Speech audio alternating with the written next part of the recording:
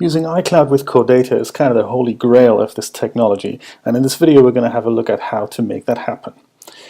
In principle, we save changes from our Core Data log entries into iCloud. We do not save the actual store file into iCloud. Each device has their own local store file.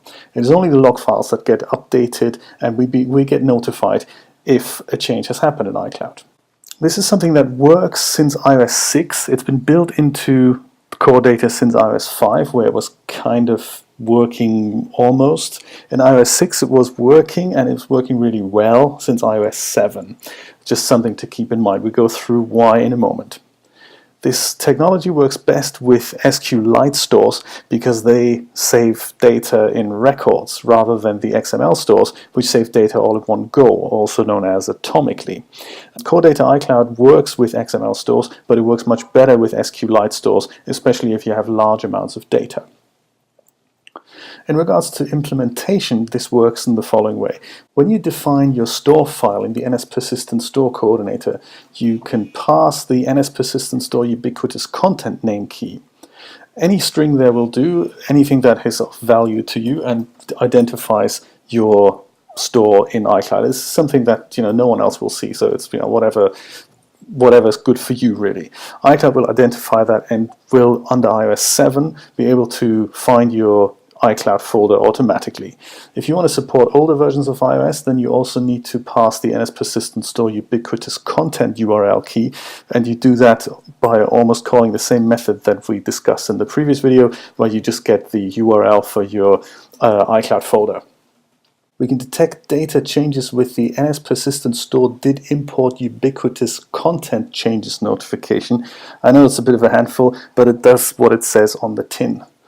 As soon as that happens, we need to tell the manage object context, hey, we have new content and please merge the changes from this notification. So our event handler method will have to take that notification as well, because this could be posted several times depending on how many records have been saved. In essence, whenever you execute the save method on your manage object context, Core Data will write one set of log files, and this is the set that gets imported onto other devices. I want to take a little bit of time to talk about the fallback store. It is an ingenious technology. This was introduced in iOS 7. Developers had to do this manually before iOS 7 due to the fact that when you initially set up an iCloud-capable Core Data store, it takes a while for that method to return. Under iOS 5 and 6, that happened synchronously, so that means we had to wait 2 to 3 minutes, sometimes longer, for that method to return. This is because it relies on data traffic and it needed to contact the iCloud servers, and it really depends on how long that takes. The fallback store is a temporary store file that is available during that period, where in iOS 5 and 6 nothing was available. In iOS 7 this is an asynchronous method, so it returns immediately, but really there's no real iCloud Core Data store file there, and that's the fallback store. As soon as the real iCloud store file is available, Core Data in the background will transition off that fake store and put in the real store. The implication for us as developers is, of course, that the user may have already saved data in the fake store that was available instantly because they wanted to start using the app instantly. So we will get two notifications here. One before Core Data will swap out that store, and one after it's finished. Those two notifications are NSPersistent store coordinator will change stores and NS store coordinator did change stores. Those sound long and convoluted. Don't be scared by that. It's nothing to be afraid of. All we need to do is when we get the first notification, the will change stores notification, we need to save anything that we have currently in our fake store. During this time, between the first and the second notification, we need to make sure the users don't fiddle with the app so that they can't add other data. It's usually not a problem. This doesn't even take a second, so it's just half a second, and all you want to do is disable the user input. And so that the real iCloud store can come back, we need to save and reset our manage object context just before it's being swapped out. Let's see how we do all that in code. I'm going to go ahead and create a brand new Xcode project for this. And for this I'm going to use the master detail template. I'm going to call it core data, and I'm going to use iPhone only, and I'm going to use core data down here. So make sure you tick that tick box. And then our core data stack is being set up for us. I'll put it on my desktop so I remember where it is. And just like we've seen before in the other two videos, I'm going to prepare my app for use with iCloud. So over here I'm going to head over to Info, find the bundle identifier. This is because this is currently grayed out, so I can't put my real bundle identifier in. So over to Info, bundle ID, take that variable out. And mine is called com.pinkstonepictures.icloud. Back to the General tab, I'm going to select my team. And once Xcode is done here, I'm going to go over to Capabilities and switch on iCloud. I don't really need key value storage right now, but I'm always happy to tick this box because you can use all these three technologies together, and otherwise, if I want to do that later, I'll forget. So let's tick that box as well. That's all we need to really do. And if we run this app now, it will already work pretty well. We're not going to touch the storyboard or anything. We're just going to go straight into my app delegate, and in it will have set up my core data stack. Let me collapse those methods here and scroll down to the bottom here, the core data stack.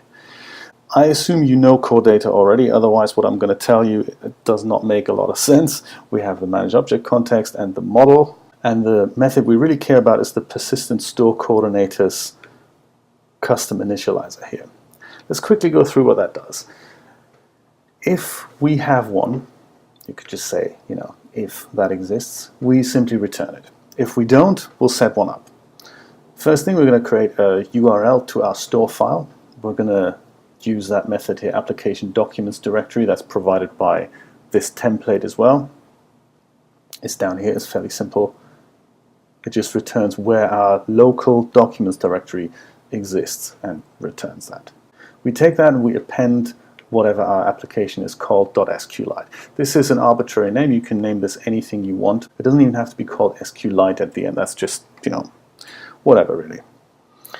We define an error object, and then comes the tough part here. We're going to create that coordinator with our manage object model. Actually, now comes the tough part, where we add the persistent store to the coordinator. And we do this with an if statement. In case this method fails, we can display an error. Let's collapse the comments here to make it a little bit more readable.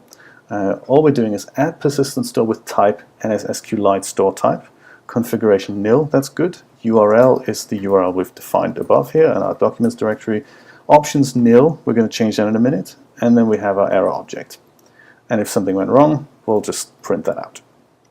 Here's where we need to make our first change. We need an options dictionary that will tell our persistent store coordinator, hey, let's do this with iCloud support. So right underneath here, I'm going to create a dictionary. I'm going to call it options, and I'll use that literal creator with the @ sign, dictionary. And the key I'm looking for is the NS persistent store ubiquitous content name key. Here right underneath it we have the content URL key. This is what you'd have to pass for older versions of iOS. I'm using iOS 7, so I'm only going to use this one, the persistent store ubiquitous content name key. And anything will do, so in this case we're going to call, it's a string, and we're going to call it screencast. That's all our dictionary needs to contain. If you wanted to pass other options, this would be your chance, such as infer mapping model automatically, remove WAL files, that sort of thing. And in here, we're just going to add it to options. Do you know what? This is all that's needed for the app to work. If you use this now, it will work with iCloud. It's one line of code. That's amazing. It doesn't work very well, so we need to do some other things as well, but this is the main portion of the setup already.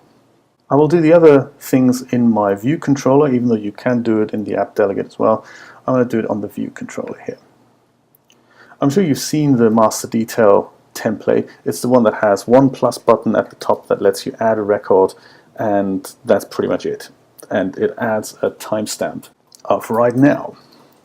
I'll collapse all these methods here, get a Zen going, and we're going to be dealing with the viewDidLoad method because this is where we're going to add our iCloud observers. For those observers to make sense, we need to define 3 methods. We can do this with blocks, but I prefer to do it with methods. It keeps it a bit simpler. We need 3. The first one is a void method, which is stores will change. I'm going to keep it in line here with the notifications that we will receive. So the first one is when the stores are changing. And so that my log message stands out a bit, I'm going to add a couple of empty lines at the top and at the bottom. Let me copy this because we need another method. So I'm going to copy this entire thing. And my next one is going to be called stores did change. There. So we have 2 methods. In fact, what I did forget, a pragma mark, so we know where we are here. Stores will change and stores did change. The third one is also a void method, and that is the merge content. This method needs to take a parameter, which is the notification of whatever changes there were that are going to be merged. Merge content here. Now that we have our methods, they don't do anything, they just tell me that they're being executed. I'm going to add those observers under viewDidLoad. We need 3 of them. The first one, and the observer self, the selector is our stores will change, and name is what I said earlier, the very long complex name is the NS persistent store coordinator stores will change notification. And the object is, in our view controller, we have access to the manage object context. We need to pass the store coordinator. Luckily, we can access that with self manage object context persistent store coordinator. That's the first one. The second one looks very similar. It's self again. The selector is going to be stores. Ooh.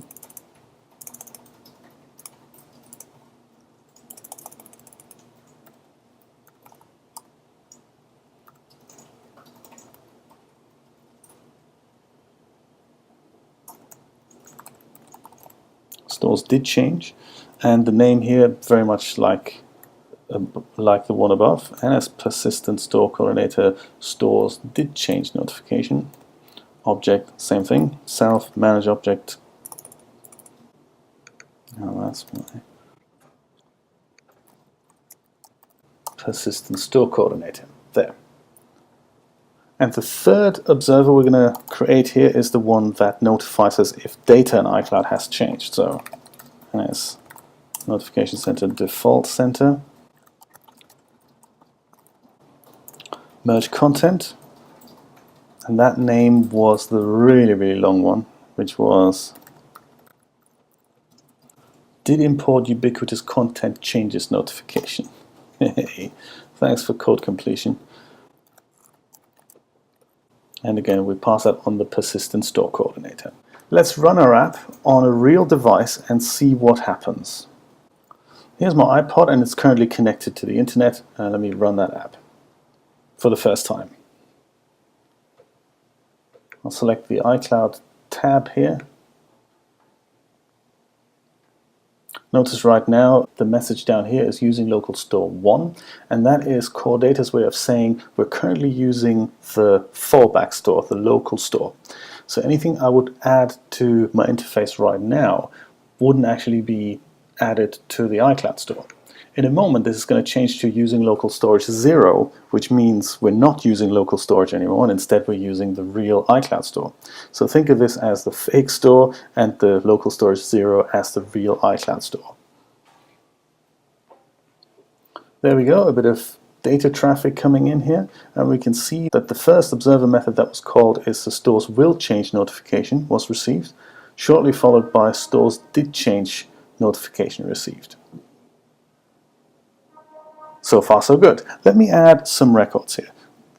If you're not familiar with the master detail template, as soon as you press the plus button, it just adds a timestamp of right now. And in case you're wondering about the time discrepancy, this is GMT time and this is my local time. That's how that works. Let me launch the same app on my iPhone. In fact, I'm going to get rid of this. Technical difficulties in bringing my real iPhone on the screen. I don't see any values yet, and right now down here we're still looking at the iPhone, we're still looking at the local storage, so nothing has transitioned yet. There we go, iCloud was able to transition off the local store and is now on the iCloud store. In time the changes will propagate, but it may take a few seconds, a few minutes, depending on how much data you've got on the iCloud store there. Let me try to add more on the iPod Touch. 2 more records, and I would expect those to arrive on the iPhone at some point. Right now they won't though, because even though we're receiving the notification that new content has been merged here, merge content here, we're not actually merging the content. So let's work on that next.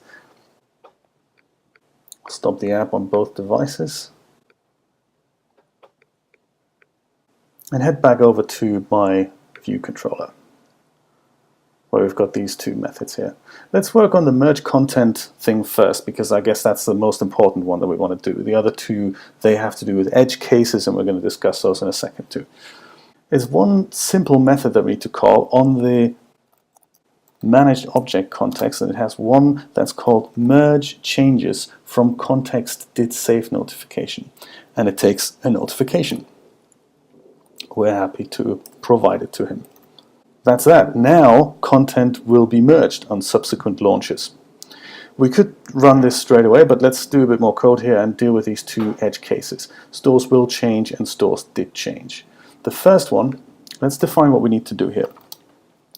We would like to disable our UI so no one can fiddle with it, and then we want to save our context and also reset our context. Actually, it's save and reset. Disable UI is depends on your app, how you do it.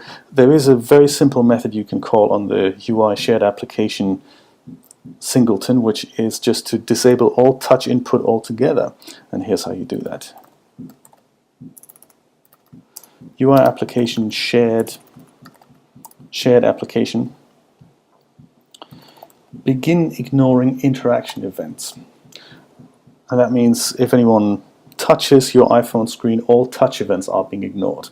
Exactly what we want. That's perfect. Save and reset our context. We'll do this with an if-then statement. So if my managed object context has changes, then let's save them. I'm going to leave the error check out here. I'm just going to assume it's all going to go well. If he hasn't got changes, then I'd like to reset it. The reason why we do this here is that this notification will be passed more than once. The first time it'll get passed, if we don't reset the context, we basically have a chance to save it. And once we saved it, it will be called again, and then we reset it. Core data goes to work and changes the stores and lets us know by the next notification, which is the stores did change notification.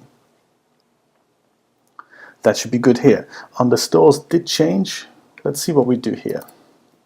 It is more or less the reverse of what we did before. So first we need to enable our UI again, and then we need to update our UI. In our case, that should be taken care of automatically by the NSFetch results controller, which as soon as the managed object context changes, it should be updated, so we don't really have to worry about that here. Just something to keep in mind depending on your app. Re-enable the UI, of course, that is something we have influence of. Just like before on the shared application, we want to remove what we did before, so end ignoring interaction events. That's it. Under Update UI, I'm going to just put this for safe measure, save table view, reload data. Doesn't really make much of a difference here. I'll just put it here for completion. Righty then, let's see if this was all working. Launch the app on the iPhone and on the iPod.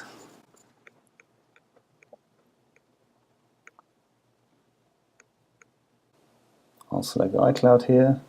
And we're currently looking at the iPhone, which is still looking at the local store here. It hasn't transitioned off the local store. So we'll wait for that to happen. By the way, to get used to this interface here, oh, there we go, perfect. We're now on the iCloud store. You can switch between your devices here. So give them a good name that you can tell them apart, my iPhone and my iPod here. And this big window, which shows you what Core Data is doing under the hood and all these little records that it saves, you can select your device up here, including your Mac. See what your Mac's doing in regards to iCloud right now. So let's look at the iPhone up here and down here. If I add a record on my iPod over here, or two, then I'm expecting those records to be merged into my iPhone. So watch this space down here. What I'm expecting is two notifications that say merge content here. Ideally this should happen twice. There we go, that's the second one. And once that's happened, my manage object context is now going to merge those changes, but until they appear on the interface, it could take a little bit more time. So there we go. Those are the two records that I've just added here. 1735, 08, and 09. Nice. Let's see if it works the other way around. First I'm going to change the log output here to my iPod. So a very exciting what Xcode is trying to tell us here. Let's ignore that for now. And on my iPhone, I'm going to add a couple of records. First, content merge message. Hopefully shortly followed by the second one. There we go. Awesome. Let's watch the iPod Touch. Over here, I'm expecting two new records, 1736, 01, and 02, and there they are. Perfect. So changes merge both ways. That's cool. Let's see if it also works with deleting records. On my iPhone, I'm going to go ahead and delete maybe these 1735 records here. Both of those. Gone. And let's watch the iPod and see if those records are in fact deleted. There we go, 4 notifications received. Amazing. Both records deleted. Very cool stuff. So the way this works is every time this method is called, every time a Core Data save is initiated, that's when a new log message is saved to Core Data or to the ubiquitous folder. And the more often you do that, the more merge notifications you'll get, and the less often you do that, the less notifications you get, and also the less network traffic there is. As a rule of thumb, I think if this is an object here, whoops, obviously I can't touch on the screen here. If this here was your object and it has 5 properties, then it doesn't make sense to save each single property or save after each single property. It makes more sense to let the user fill in all 5, and then as soon as you go back, then save all those 5 properties to your object, and then the entire object is being propagated to Core Data. Let's leave the iPhone alone and go back to the iPod here for a second. I'm going to close the app on both devices. And on my iPod, I'm going to remove this app altogether. So it'll delete the local store, any cached data that we have on the device. I'm also going to switch on airplane mode here on my iPod Touch. Notice that when I do that, I no longer can see the screen here, so you've got to trust me on this. The app is deinstalled and I have no longer a network connection on the device. So we can, however, see the log messages that we're going to get here. What I want to demonstrate is this fallback store thing, and that's important to keep in mind. I'm going to run this app on my iPod. We'll go back to the iCloud window here, and all we're seeing is a massive long error message, and I'll explain what that means. First, it tells us we're using local storage. Then, in its infinite amazing way, Xcode is saying I can't reach iCloud. I can't see what currently is in iCloud. I understand there may be records there, but of course I won't be able to bring them into my device here. This is a realistic use case because a user may be underground, they may be on a plane, they start using your app for the first time, it is empty, even though on their second device there may be content in iCloud. Again, you can't see that, but I'm going to add 2 records here, which are persisted on the device in the fallback store. And now I'm going to go ahead and switch off airplane mode and switch on my Wi-Fi again. Here's my device, and so under the hood iCloud is hard at work and told me first the stores will change, so we've saved those 2 records in our fake store. Then iCloud was transitioning those records back into the real iCloud store, and now we're on iCloud. Notice that my interface doesn't seem to have updated, so hey, there we go. Those are 2 new records I didn't see before. This time has just changed. And all the other records that are in iCloud, they will follow shortly. Now, keep in mind, this can take some time, but eventually they will arrive. And even if I add new records, they will also go and be saved in iCloud. Let's run this on my iPhone again as well, so that we can see this side by side. Here it is. iPhone does not know about the new records yet. Give the 2 some time to catch up.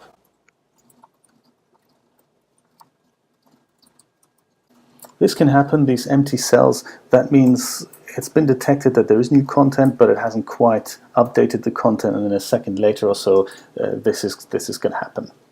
Looks like our iPhone has all the data, including the 3 records even that we've created here. The 2 were created while the app was offline, and this one was created when it was already online, so the iPhone already has all those changes. As I said, it can take some time for all the changes to appear here.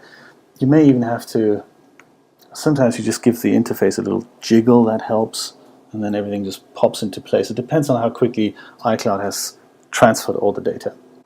I wanted to show you another code snippet that may come in handy. It's about the stores did change notification. I've amended this method so that it now takes the notification in, much like we did with the merge content down here. And the reason why I did that is because it may be useful for you to know why have the stores actually changed, and we can query the notification and react accordingly. I'll do that up here underneath the NSLog statement. First we need to grab the NS number of that user info dictionary's key that we're looking for. So we'll do that by saying user info is the dictionary, so we can extract that with object for key. This one here, NS persistent store ubiquitous transition type.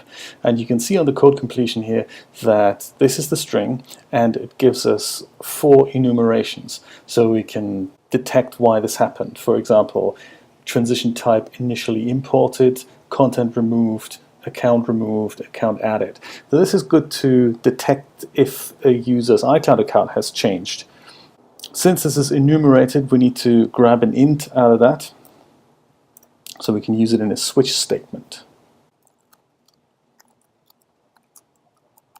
Cool. We can't enumerate an NS number, that's why I had to do that. And now we'll just use our switch statement. We'll switch on the reason, and then the cases will be the other enumerated values. So in this case, the first one, NS persistent store ubiquitous transition type account added.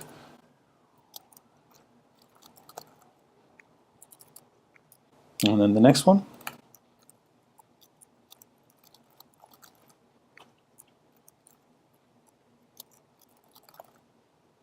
And the final one, which is probably the most interesting one to us. And there you have it. I'll post this code as a separate article. I'm going to post a link under the video where you can find that.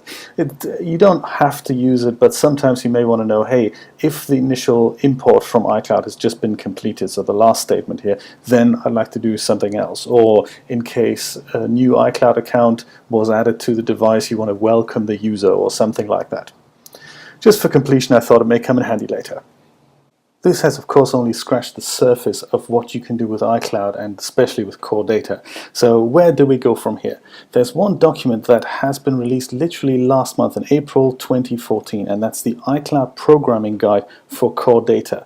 Sadly, it's at the time I'm recording this video in May 2014, it hasn't made it onto the internal Xcode documentation yet, so you have to search for it on the web and then you'll find it. It explains everything that we've done here and more, and will give you pointers of where else to look in order to build your iCloud with Core Data projects.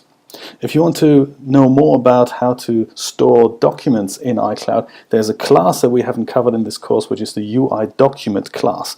This has been written specifically so that you can save data and receive notifications if and when changes happen. If you want another challenge, you can look into another class that is based on the UI document class. It's called the UI managed document. And again, this is extremely complex, but think of something like a Pages document or a Keynote document that in itself has a manage object context on a per document basis, and you have several of those that you could save in core data with iCloud. You know, the sky's the limit really, and if you really want a challenge, look into that. If this whole core data business is a bit mystifying to you, there's a really good course over at lynda.com that I can recommend. It's called Core Data for iOS and Mac OS X by Simon Allardyce. It's amazing. And before I watched that course a couple of years ago, I never really understood core data, but as soon as I did, it really all fell into place. He's a master at explaining things, so I highly recommend, if you have any core data questions, look into that. That was it. I hope you've learned a lot from this course, and I hope you can apply what you've learned in some rad apps that'll be coming to the App Store very soon. If you have any questions about anything that we've discussed here, leave me a comment on the article, and I hope I'll see you next time. Take care.